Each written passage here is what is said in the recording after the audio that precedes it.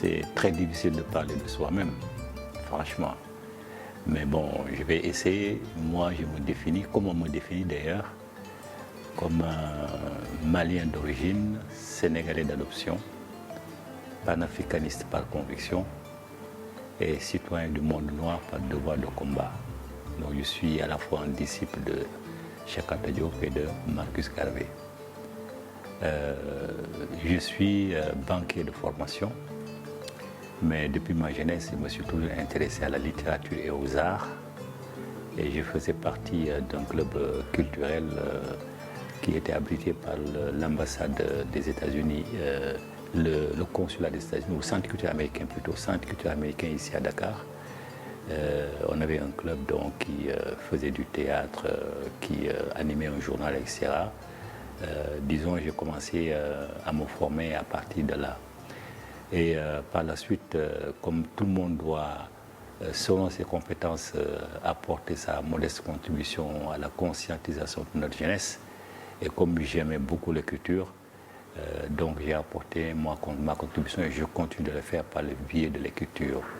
J'ai produit 36 livres, dont des essais, des récits historiques, de la fiction romanesque et de la littérature jeunesse. Actuellement, j'anime une association au Mali intitulée Rassemblement pour la réhabilitation de la religion négro-africaine, Maya, qui a un site internet dont le titre est 3RNA, tout simplement, 3RNA Maya ou 3RNA tout simplement. Je suis le président de cette association, je suis aussi le président de la Ligue des écrivains du Mali.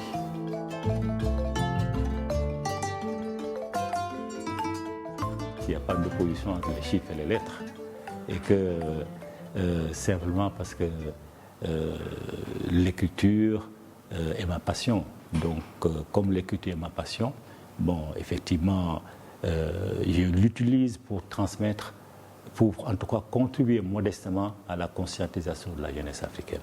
C'est ça mon objectif. Donc, surtout que maintenant que je suis à la retraite, j'écris beaucoup à côté de l'animation que je fais de mes deux associations.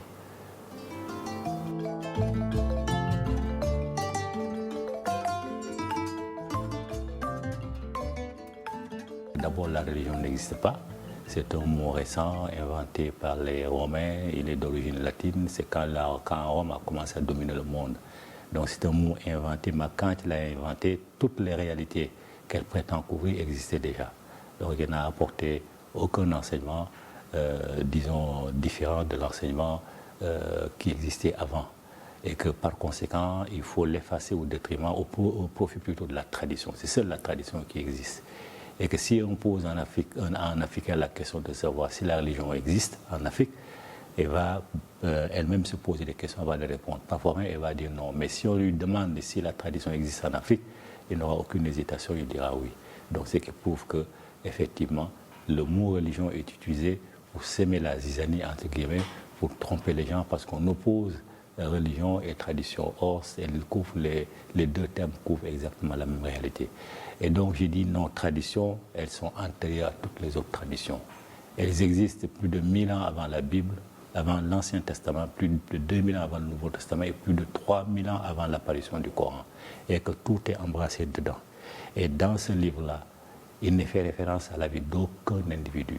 Aucune personne ne voit sa biographie écrite dans ce livre-là. Ça ne concerne que les divinités et les ancêtres, contrairement aux autres livres qui sont des livres de narration qui concernent l'histoire des êtres humains. Donc ça n'a rien à voir. Et ce livre-là, chez nous, existe bien. On les appelle les médounétaires, toutes ces paroles sacrées qu'eux-mêmes ont reprises et qui sont sur les sarcophages, sur les pyramides et qui sont aussi dans des textes écrits.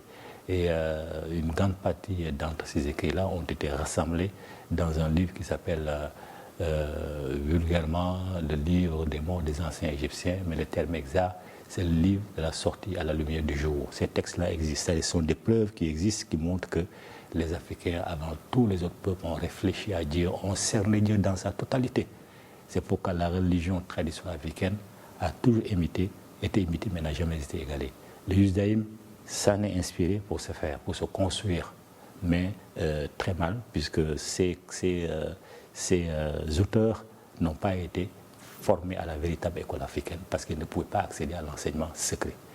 Le christianisme est venu, s'est greffé sur la Bible pour se faire, l'islam est venu et s'est appuyé sur les deux pour se construire. Donc personne ne peut comprendre le Coran s'il ne lit pas la Bible. Et les musulmans, malheureusement, ont la paresse de faire ce travail intellectuel. Certains pensent même que c'est un péché que de retourner à la Bible. Et ça, c'est dommage.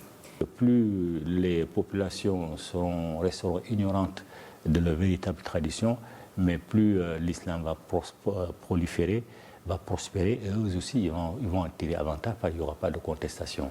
Mais un Africain qui est formé à l'école africaine n'acceptera jamais la résignation. La résignation n'existe pas chez nous. C'est chez les autres qui existent, qui mettent toujours tout sur le compte de Dieu. Si on a un mauvais président, c'est Dieu qui l'a amené, on va supporter qu'il parte. Sauf quand ça chauffe, que les gens se révoltent. Mais on le supporte parce que c'est Dieu qui l'a amené pour nous. Alors pour nous, dans la tradition africaine, ce n'est pas Dieu qui choisit, ce sont les ancêtres qui choisissent. Et quand on déçoit les ancêtres, on paye cash. Donc ils le savent, c'est pourquoi ils ne retournent pas en arrière. Ce n'est pas dans leur intérêt. Nous devons apporter notre contribution au même titre que nous ne pouvons pas laisser briller le monde parce qu'il y a le monde à la catastrophe. Et nous avons des valeurs qui vont préserver le monde cause à 70% du ce que dit la Bible. Religion, culture, tradition, mœurs et coutumes, c'est exactement la même chose. Ces mots revêtent les mêmes réalités, il n'y a aucune différence. Quand on parle de cultures africaines au pluriel, on ne parle pas d'islam au pluriel, on ne parle pas de christianisme au pluriel. Il y a des sensibilités différentes dans le christianisme. Catholique, protestant, témoin de Jéhovah, etc. L'islam c'est pareil, sunnite, mouride, sunnite, chiite, laïenne, etc. Mais le tronc commun c'est exactement la même. C'est l'enseignement du Coran qui est suivi. Dans le christianisme, c'est l'enseignement de la Bible qui est suivi. Dans nos traditions, ce sont les mêmes valeurs qui circulent. L'unicité de Dieu, dans toutes les traditions, du Sénégal jusqu'en Afrique australe, l'unicité de Dieu. L'unicité plurielle de Dieu, c'est-à-dire il est à la fois partielle de totalité. Il est la force vitale. Il est androgyne. La complémentarité entre la femme et l'homme, pas l'égalité, mais la complémentarité. La réincarnation, le culte des ancêtres, l'écologie sacrée, le totémisme, du Sénégal jusqu'en Afrique australe, sont les mêmes réalités. Les mêmes réalités. Maintenant, il peut y avoir des manifestations diversifiées. Au Bénin, l'animal sacrificiel qui est d'habitude utilisé dans le golfe du Bénin, c'est la chèvre. Dans le Sahel, c'est le mouton. Ce sont ces choses-là seulement qui changent. Et parce que les langages sont différents, on s'adresse aux ancêtres d'une langue qui est différente de celle du voisin. Mais la même manière dont on s'adresse aux ancêtres, dans la case sacrée ou dans le bois sacré, partout en Afrique du Sénégal, en Afrique australe, c'est exactement la même. Les pangols, le vaudou, le komo, ce sont les mêmes réalités qui sont incluses. Et ces pratiques-là sont des cultes qui sont ancrés dans la tradition africaine. Il n'y a pas de culture africaine au pluriel, il n'y a qu'une seule culture africaine au pluriel avec des manifestations diversifiées. Ce qui trompe les gens, c'est ça. Les Ndiaye du Sénégal sont les Diarra du Mali, ils ont le même totem. Les uns sont Wolof, les uns sont Bambara. On peut dire qu'ils sont différents comme peuple, ce n'est pas vrai. Les Guèye du Sénégal et les Nkrumah du Ghana, les Doumbia du Mali, c'est exactement la même chose. Les Diop du Sénégal, les Traoré du Mali, c'est la même chose. Les Ngom et les Mbo du Sénégal sont les mêmes que les Mbo et les Ngom de l'Afrique centrale. C'est les mêmes peuples. Tout simplement qu'il y a eu des branches qui sont diversifiées, qui sont allées s'installer ailleurs, mais qui ont gardé les points fondamentaux communs. Il n'y a pas plusieurs cultures africaines, il n'y en a qu'une seule. La vision du monde de l'Africain est fondamentalement différente de la vision du monde du judéo-chrétien et de l'islam. C'est une vision du monde. Et dans cette vision du monde, définit la politique, définit l'économie, définit les relations des humains entre eux. Cette vision du monde qui définit cela. Voilà pourquoi les relations entre les hommes, la politique et l'économie ne peuvent pas être de la même manière, la même nature partout dans le monde.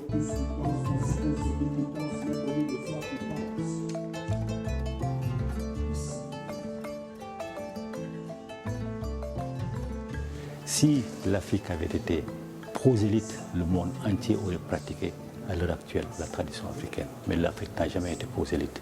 Ce sont les autres qui sont venus à l'école africaine. Ils sont déplacés pour venir depuis Abraham concernant les Hébreux. Abraham est venu en Égypte. Il a appris en Égypte. Abraham n'était pas circoncis. Quand on n'est pas circoncis, on ne peut pas entrer dans les secrets de la tradition africaine. Jamais. Ils ont vu en surface, ils ont copié en surface, ils ont fait leur propre tradition. Et quand ils ont établi leur tradition, leur religion, ils ont inclus beaucoup de mensonges, ils ont insulté l'Afrique. Ils ont fait comme si la race est née, les races sont nées à partir de Noé, ce qui est un mensonge historique. Donc ça veut dire qu'ils n'ont rien pris de chez nous, ils ont tout fabriqué pour eux-mêmes, à coup de mensonges contre notre tradition. Voilà pourquoi on ne peut pas dire que nous leur avons légué quelque chose. Ils ont appris ce qu'ils ont appris de surface, ils ont créé leur tradition qui est fondamentalement différente de la nôtre et que nous ne pourrons pas aujourd'hui, sous prétexte de modernisme et de difficultés à retourner en arrière, aller dans leur sens et rester musulmans. C'est ça la résignation. Sinon, dans la tradition africaine, la résignation n'existe pas. Parce qu'on ne met jamais rien sur le dos de Dieu. Tout ce qui se passe, de positif comme de négatif, c'est l'être humain qui le construit. Dieu est trop haut, Dieu est trop pur pour se mêler de nos affaires. Dieu n'a aucune raison de vous donner la gloire, moi la fortune, et de faire d'un autre un mendiant. Dieu n'a pas le droit de le faire. Ce sont les musulmans, les chrétiens qui raisonnent comme ça. C'est même un manque de respect vis-à-vis de Dieu, mais ce n'est pas nous. Donc nous, notre tradition, c'est le respect pur envers Dieu. On ne lui demande même pas d'intervenir, parce que lui demander d'être injuste.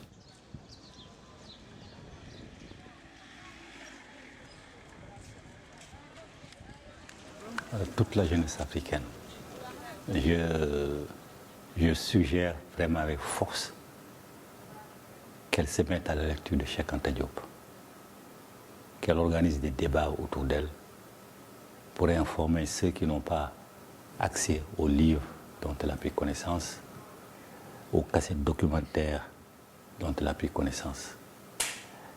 Je lui suggère de faire ce travail-là, parce que c'est ce travail qui va lui permettre de ne plus avoir honte de ses ancêtres, au contraire d'en être fier, de savoir quel rôle de grands bâtisseurs ces ancêtres ont tenu dans l'histoire de l'humanité, quel rôle ils ont joué dans l'émergence de l'humanité, dans tous les domaines, la science, la médecine, les techniques, l'architecture, etc. Donc c'est ce conseil que je donne vraiment à la jeunesse africaine. Droit Libre TV, la web télé 100% droits humains, 100% liberté d'expression.